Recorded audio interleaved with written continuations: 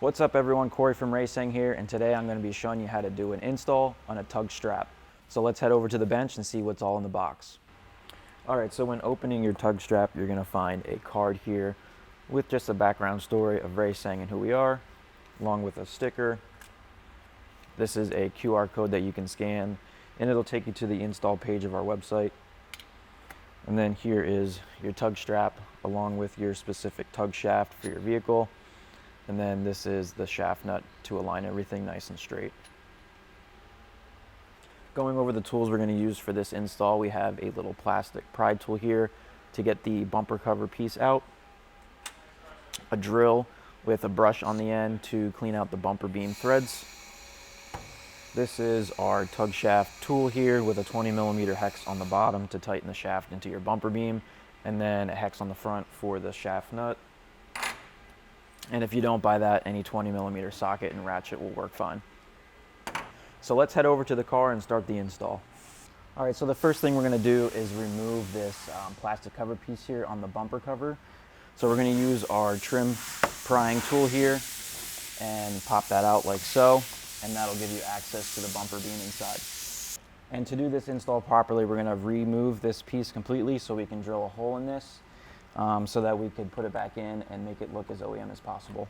So depending on how old your car is or where you may live, if you have a lot of road salt and stuff like that, these threads could be pretty bad. So it might take you a little bit to get them pretty clean so that the shaft threads in nicely.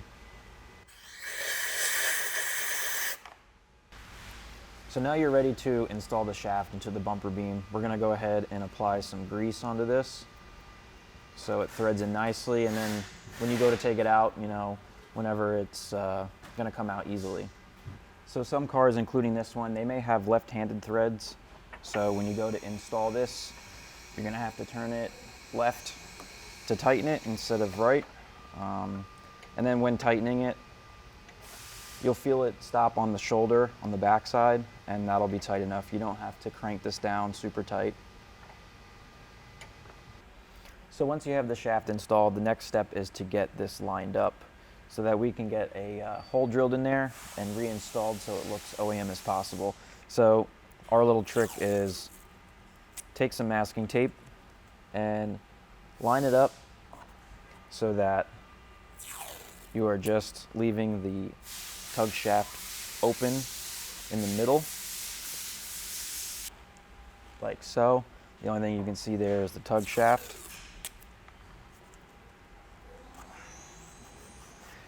And then what we're gonna do is we're gonna peel this up.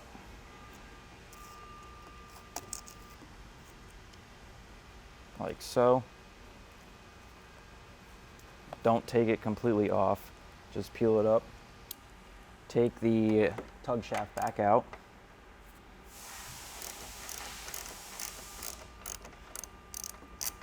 Reinstall your plastic cover piece.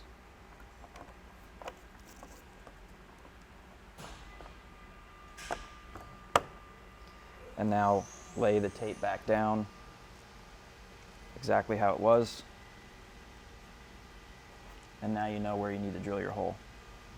So I'm going to go ahead and use an automatic center punch and make a dot in the center of that area so I can drill it out.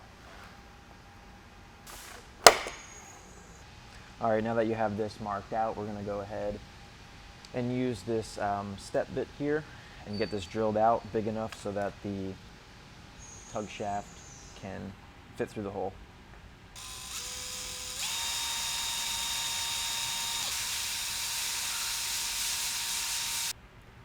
All right, so once you got this hole drilled out, we're gonna go ahead and reinstall the tug shaft.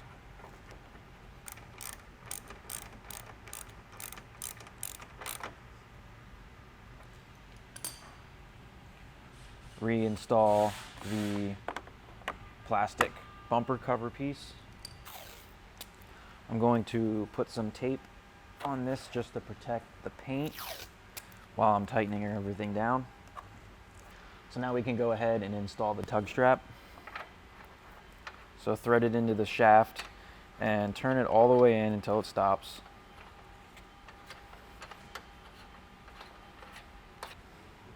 And then you can see it's not completely straight here, so just back it out until it's where you want it. And then we're going to go ahead and tighten the shaft nut down to lock it in that position. Bend that down.